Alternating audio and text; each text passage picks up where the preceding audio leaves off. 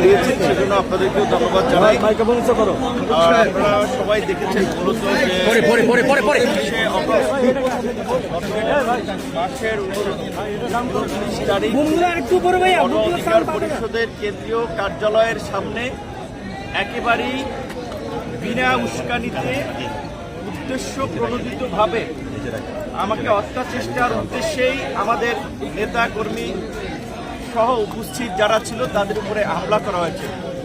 যদিও কিছু কিছু গণমাধ্যম বা মিডিয়ায় এসেছে যে জাতীয় পার্টি এবং গণ অধিকার পরিষদের সংঘর্ষে নূর আহত হয়েছিল। প্রকৃত অর্থে জাতীয় পার্টির সাথে আমাদের কোনো ওই রকমের ভাবে সংঘর্ষ হয় নাই।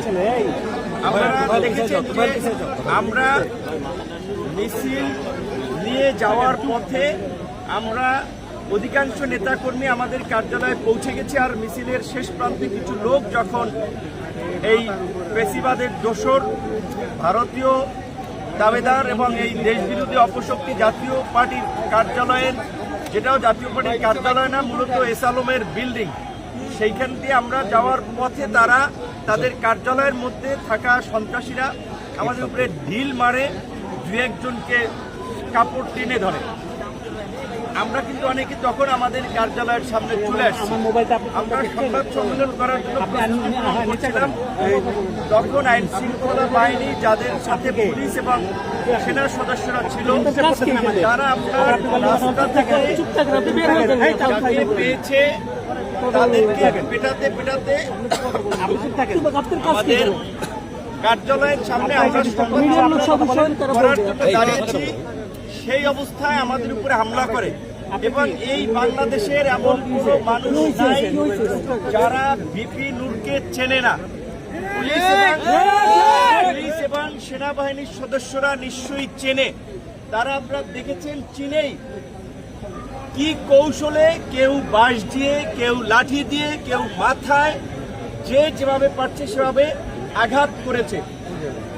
পুলিশের ঊর্ধ্বতন কর্তৃপক্ষ জানিয়েছে পুলিশ এই ঘটনায় জড়িত না, পুলিশের পক্ষ থেকে কোনো নির্দেশনা দেওয়া হয় নাই।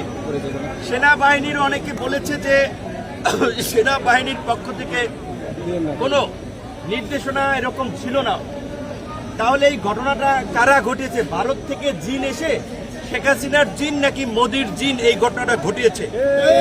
তাই আমরা পুলিশ প্রধান এবং সেনা প্রধানকে পরিষ্কারভাবে বলতে চাই, আপনারা যদি এই ঘটনায় নির্দেশনা দিয়ে না থাকেন, আপনাদের অধীনস্থ সেনাবাহিনী, পুলিশের ঊর্ধ্বতন কর্তৃপক্ষ যদি এই বর্বরচিত হামলা, যেটা হত্যার উদ্দেশ্যে পরিচালিত হয়েছে, এই হামলার নির্দেশনা দিয়ে না থাকে, তাহলে কারা দিয়েছে, কোথা থেকে এই ঘটনার নির্দেশনা এসেছে, সেই ঘটনার একটা নিরপেক্ষ তদন্ত করে জড়িতদেরকে বিচারের মুখোমুখি করবেন, এটা আমাদের প্রত্যাশা।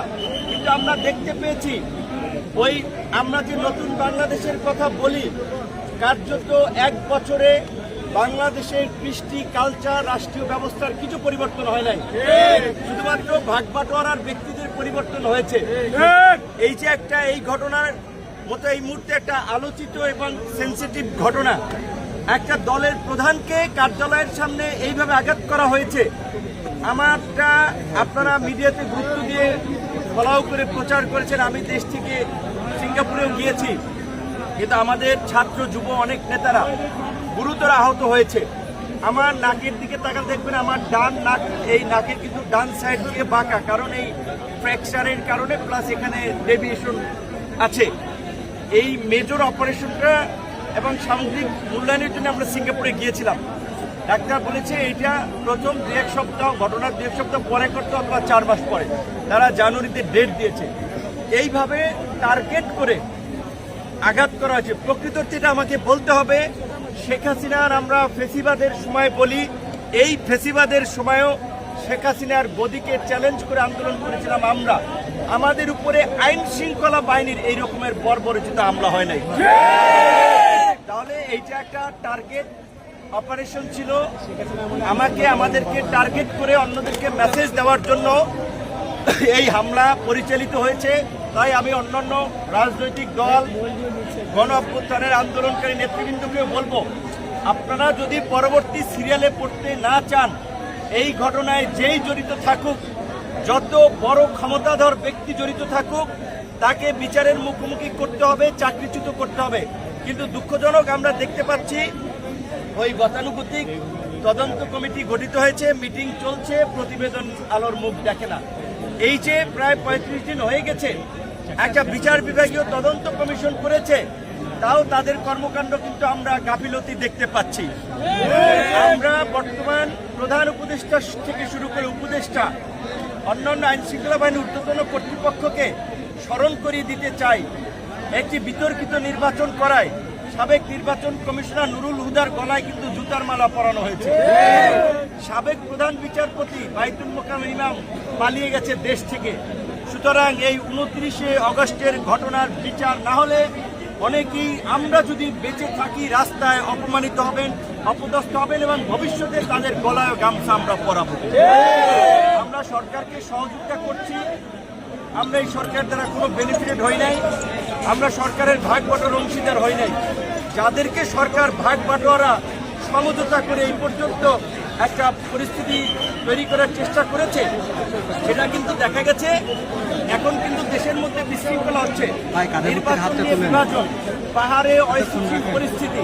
কাজে এখন যদি একটা সুষ্ঠু নির্বাচন, বহুল আকাঙ্ক্ষিত নির্বাচন, সেই নির্বাচন যদি না হয় তাহলে কিন্তু দেশ আবার একটা সংকটে পড়বে। তো সেই সুষ্ঠু নির্বাচন কিভাবে হবে? একটা দলের প্রধানকে যদি এইভাবে আক্রমণ করে তার নেতা কর্মীদের সহ, এবং দেখেছেন তারপরে আমাদের শ্রমিক অধিকার পরিষদের সভাপতি, তাকেও আক্রমণ করেছে গাজীপুরে, তাহলে কি হচ্ছে? এই সমঝোতার নির্বাচনে যাদেরকে সিগন্যাল দেবে তারা নির্বিঘ্নে ওই আওয়ামী লীগের আমি ডামি নির্বাচনের মতো প্রচার প্রচারণা চালাবে, মিছিল মিটিং করবে। যাদেরকে সিগন্যাল দেবে না তাদেরকে এইভাবে হামলা করে আক্রান্ত করে মাঠ থেকে তাড়িয়ে দেওয়া হবে। তাই আমরা মনে করি সুষ্ঠু নির্বাচনের পূর্ব শর্ত হিসেবে এই ঘটনার বিচার, এই ঘটনার তদন্ত এবং জড়িতদের বিরুদ্ধে শাস্তিমূলক পদক্ষেপ নেওয়া জরুরি। অন্যথায় আগামীতে যে সুষ্ঠু নির্বাচন হবে সেটা আমরা বলতে পারি না।